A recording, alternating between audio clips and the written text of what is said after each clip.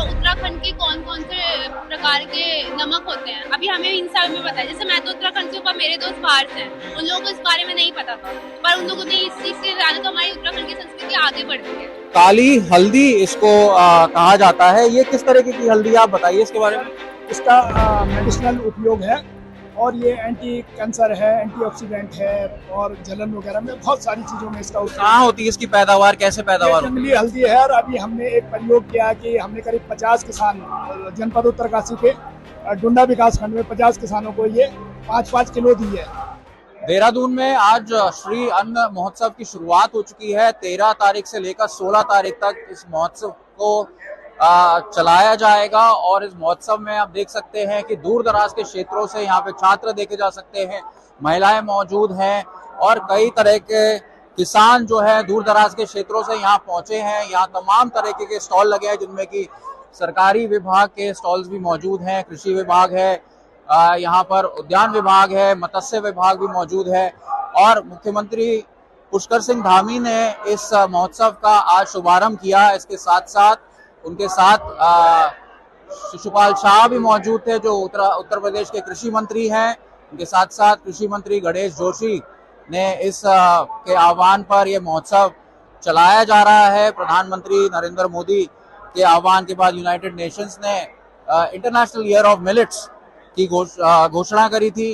और आपको दिखाते हैं कि यहाँ पर किस किस तरीके के स्टॉल लगे हैं, थोड़ा बातचीत करने की कोशिश करते हैं। देखिए यहाँ पर काफी भीड़ मौजूद है और देखा जा सकता है कि पहाड़ी जो उत्पाद हैं यहाँ पर वो देखे जा सकते हैं। ये क्या चीज है, आप इसके बारे में, ये हल्दी है, पहाड़ी हल्दी है। अच्छा। और इसका जो कर्क्यूमिन वैल्यू है वो 3 से 7.5 तक है।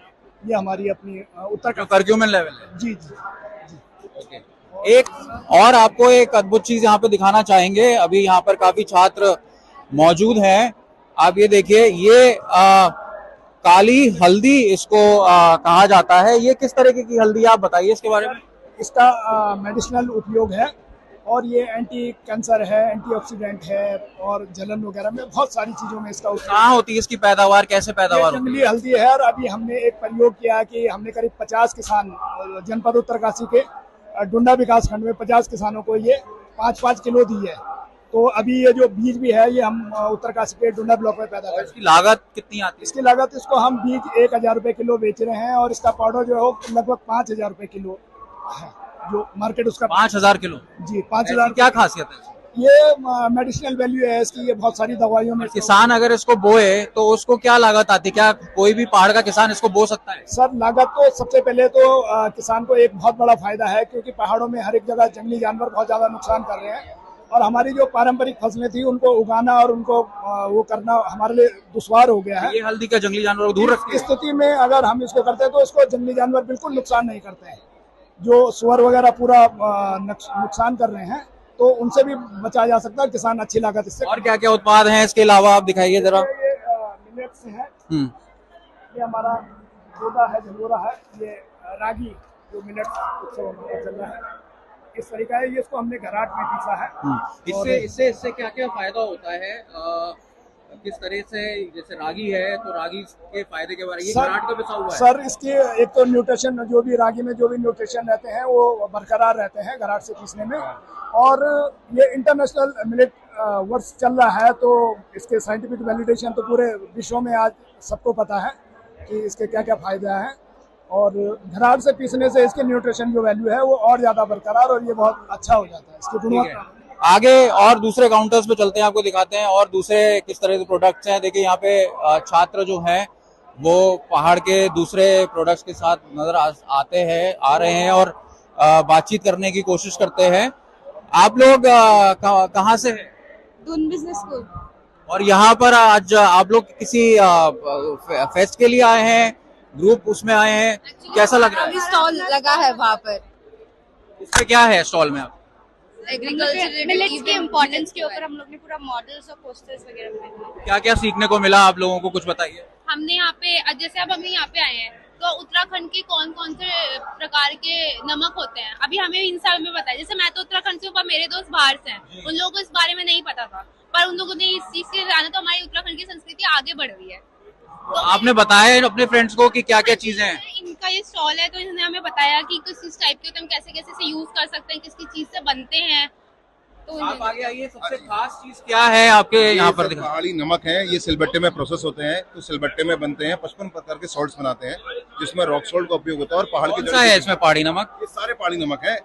इसमें 12 फ्लेवर्स तो इसमें है, एक साथ लगे हुए हैं। सैंपल किट होती है, अलग अलग फ्लेवर्स है, और इसके अलावा इन्हीं के बड़े पैकेट्स हैं। तो इनमें से पहाड़ी नमक है, जैसे पीली मिर्च है, लाल मिर्च है, पुदीना है, भांग है, भरिंगरा है, ये इनके बड़े पैकेट्स हैं। जैसे गार्लिक धनिया है, ऐसी गार्लिक तिमूर है। हर पैकेट और एवरेज इसकी क्या कॉस्ट आती है किसी को खरीदना हो? पर पैकेट जैसे ये 10 रुपीज का सर पैकेट है एक, ये 120 रुपीज का पैकेट है, और ये जो अलग अलग पैकेट है अलग अलग है, कोई 60 का है, कोई 80 का है। पहाड़ में किसानों के लिए आसानी होती है इसको बना के बेचना? बिल्कुल बिल्कुल, बहुत आसान होती है। अभी तक हम लोग 300 से ज्यादा महिलाओं को ट्रेन कर चुके हैं। हम लोगों ने जब स्टार्ट किया था 2013 में, तब कोई नहीं था इसको करने वाला। आज कम से कम 500 से ज्यादा लोग इसको बेच रहे हैं और अपनी आजीविका कमा रहे हैं। 60 महिलाओं तो हमारे पास ही नौकरी में है। जो आपका मेन सेंटर नैनीताल में है? हाँ, मेन सेंटर नैनीताल में है। वहाँ पर हमारे पास 5 स्टोर्स हैं अलग अलग, और अभी 800 स्टोर से ऊपर ये माल बिक रहा है। देहरादून में हमारे 12 स्टोर्स हैं, जिसमें से एक मेगा स्टोर जो है वो 6 नंबर पुलिया डोबल चौक के पास में है, और बाकी अपना बाजार और इस टाइप से रिटेल शॉप्स बहुत सारी हैं। ठीक है, आगे देखते हैं। इस समय हम हिमफला प्राइवेट लिमिटेड नैनीताल के स्टॉल पे थे। आगे दूसरे स्टॉल पे बढ़ते हैं। ये रॉयल हिमालयन फूड्स कोटद्वार से हैं। सर, सबसे पहले आपका क्या नाम है और क्या क्या प्रोडक्ट्स हैं और कहाँ से हैं? मेरा नाम अतुल रावत है और हम लोग कोटद्वार से हैं। 2 ब्रांड है हमारे, एक हिम मधु है, हिम का मतलब हिमालय, और मधु मनस हनी। तो हनी बेस्ड प्रोडक्ट्स बनाते हैं हम बहुत सारे। और दूसरा एक हमारा ब्रांड है पहाड़ी स्वाद, जिसमें पहाड़ के जितने भी प्रोडक्ट होते हैं उनको प्रॉपर पैकेजिंग के साथ मार्केटिंग कर रहे हैं। आजकल शहद में हम देखते हैं कि काफी मिलावट की खबरें आती हैं। किसी शहद में चीनी होती है, किसी शहद में जो गुणवत्ता है वो सही नहीं होती है। तो आप कैसे दावा करते हैं कि आपका जो प्रोडक्ट है वो ओरिजिनल है? और पहाड़ में किसान किस तरीके से बनाते हैं, आप कैसे बनाते हैं शहद? हम लोग, हमारी लिमिटेड क्वांटिटी है, हम नॉर्मल मार्केट में सेल नहीं करते। कुछ हमारे लिमिटेड कस्टमर्स हैं, उन्हीं को हम देते हैं। तो क्योंकि प्रोडक्शन कम होता है तो क्वालिटी मेंटेन रहती है। शहद किस किस तरीके के हैं और सबसे बढ़िया आपका क्या प्रोडक्ट है, आप दिखाइए। कई तरह के शहद है हमारे पास। मल्टीफ्लोरा शहद है, इसके अलावा हमारे पास ये हनी कोटेड कैश्यूज हैं, इनको आप टेस्ट भी कर सकते हैं। और ये हनी में रोस्ट हुए हैं। इसके अलावा हनी चटनीज है हमारे पास, हनी मुरब्बा है हमारे पास, और हनी के बहुत सारे ब्लेंड्स हैं। हनी के अंदर हमारे पास हनी विद जिंजर है, हनी विद आंवला है। तो हमारा होल आइडिया है कि शुगर को रिप्लेस करके हम हनी में आपको प्रोडक्ट बना के दें। तो शहद को बनाने के लिए जो चीजों की जरूरत होती है, जो ट्रेनिंग की जरूरत होती है, क्या एक आम आदमी अपने घर में शुरू कर सकता है? एक आम किसान अपने घर में शुरू कर सकता है पहाड़ में? हाँ, एक छोटी सी ट्रेनिंग होती है। तो आप 2-3 बक्सेस आप लगा सकते हैं और वहाँ से आप अपना काम शुरू कर सकते हैं। 3 बक्से में कितना शहद बना लेगा एक महीने में? एक महीने में नहीं, एक क्वार्टर में वो बना सकता है। क्वार्टर में लगभग वो 20-25 किलो शहद निकाल लेगा। 20-25 किलो शहद निकल लेगा। वो डिपेंड करेगा फ्लावरिंग के वक्त, कितनी फ्लावरिंग है उस एरिया में। अगर फ्लावरिंग अच्छी है तो बहुत और ज़्यादा भी हो सकता है। उसके बाद वो मल्टीप्लाई करते जाएंगे, वो बक्से मल्टीप्लाई होते जाएंगे जैसे जैसे। तो देखिए, तमाम यहाँ पे स्टॉल्स हैं। कोटद्वार से है, नैनीताल से है, उधर उत्तरकाशी डुंडा से है। अभी हमने आपको दिखाया काली हल्दी। जिस तरह से कोटद्वार से शहद के कई तरीके के उत्पाद यहाँ पे नजर आ रहे हैं। मिलेट्स की बात हो रही है और मिलेट्स जो है उसको प्रमोट किया जा रहा है।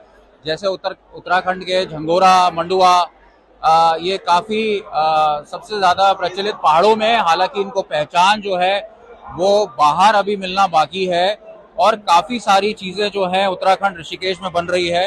बातचीत तो और करने की कोशिश करते हैं लोगों से।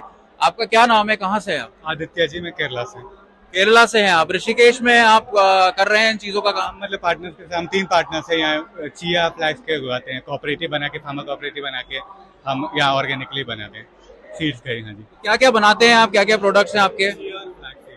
चिया और फ्लैक्स सीड्स है, सुपर फूड जैसे। कितने समय से बना रहे हैं? अभी तो रिसर्च 6 साल से बन रहे हैं, फिर अभी तो प्रॉपर प्रोडक्ट बन के 1 साल हो गए। और ऑर्डर्स वगैरह आ रहे हैं आप? हाँ, ज्यादातर B2B चलते हैं। अभी कंज्यूमर भी प्रोडक्ट्स हमारे थोड़ा बहुत। देश में कहाँ से आपके पास ऑर्डर आते हैं? ज्यादातर के आंध्रा से बहुत आती है, ऋषिकेश में थोड़ा बहुत आता है, फिर साउथ इंडिया से। अच्छा, इस तरीके के प्रोडक्ट्स को बनाने के लिए ऋषिकेश हो या पहाड़ में उत्तराखंड के कहीं हो, क्या क्या समस्या आती है, क्या गवर्नमेंट से सपोर्ट मिलता है, किस तरीके की प्रॉब्लम्स को फेस करते हैं? आई थिंक इलियास ज्यादातर उसका You can speak Hindi or English? English. So what kind of troubles or what kind of challenges you face while when you have started this and when it was your first day? So since then, what kind of challenges you faced and how did you overcome? So the first challenge is regarding the adoption of this crop with the small-scale farmers of Uttarakhand. So because there is a lot of issues in the agricultural sector at the moment, people are migrating from the villages. There is a lot of problems with wild animals attacking crops, and the problem also is that the fields have a small scale. So it's very hard for them to achieve economies of scale. So this is the main problem that we faced. Sorry, I forgot to ask your name. My name is Elias Maritan. I'm from Italy and I'm the co-founder of Super Farmers Innoventures. From Italy. So when did you come to Rishikesh and you thought of settling down over here and start a business? I met my current business partner in 2016. I was just traveling around Rishikesh for yoga interest, and then we just met and we decided to start some project in farming. So we opened an NGO. We did some research with an Italian university in Kyarki village near Rishikesh. And do you think that farmers of Uttarakhand have a potential? They can do a lot in their lives with millets? Yeah, millets definitely. It's one of the main crops I think that is grown in the hills. It's just that there is still this issue with wild animals attacking the crops. The millets are. Marketing also an issue because millets are not going. I mean, out of Uttarakhand. They are being sold in Uttarakhand. It's not true. We sold 5 metric tons of millets to Tamil Nadu. We have a big buyer actually from Tamil Nadu, and he's requesting more and more demand, and which we're not able to fulfill at the moment. Do you think that millets of Uttarakhand has a huge demand in overseas as well? Yeah, so this big buyer from Tamil Nadu is actually export oriented. He's already exporting to Europe, and he has a demand of 450 metric tons.